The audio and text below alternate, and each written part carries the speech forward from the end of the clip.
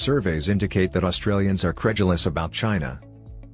As it turns out, the Taiwanese have a much more realistic perspective on the possibility of a mainland Chinese invasion than Australians, many of whom believe Beijing also wants to attack Australia.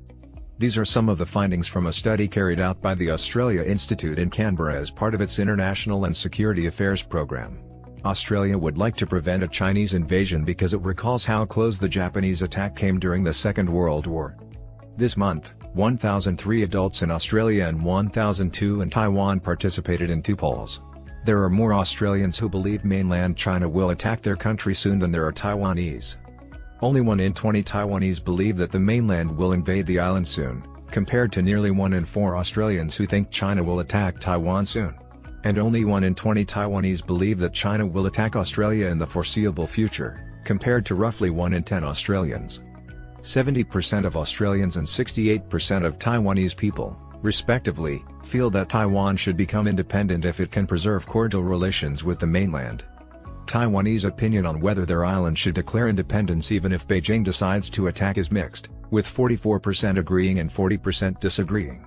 In contrast, most Australians, 63%, feel that Taiwan should proclaim its independence regardless of the consequences, while only 11% do not.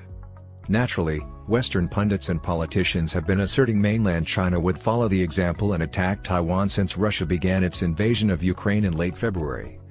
Taiwanese people are aware that China is dangerous and will continue to lie to you until the very last moment, despite a full-scale military exercise by the mainland. The director of the International and Security Affairs Program, Alan Bem, summarizes the survey's findings. The findings demonstrate that public opinion closely mirrors geopolitical and geostrategic reality. The more the anti-China lobby bangs the war drums, the more wary Australians of Chinese descent become, he claimed.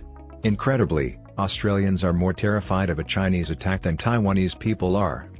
The only logical conclusion is that hostile China-Australian ties are required, and Bem comes to that conclusion. He claimed that the rhetoric on China and the scare tactics on the possibility of war have had an impact on popular sentiment. The findings confirm the need for a reset in the Australia-China relationship and how we conduct this crucial national dialogue.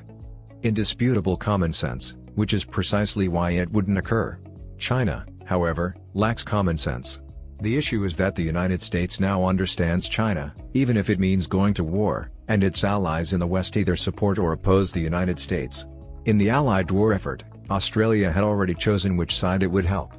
Ordinary voters, particularly those in the so-called Anglo-American realm, have seen the light at the end of the tunnel and are willing to resist Chinese aggression to preserve the international alliance system's global order that has maintained peace for the past 70 years.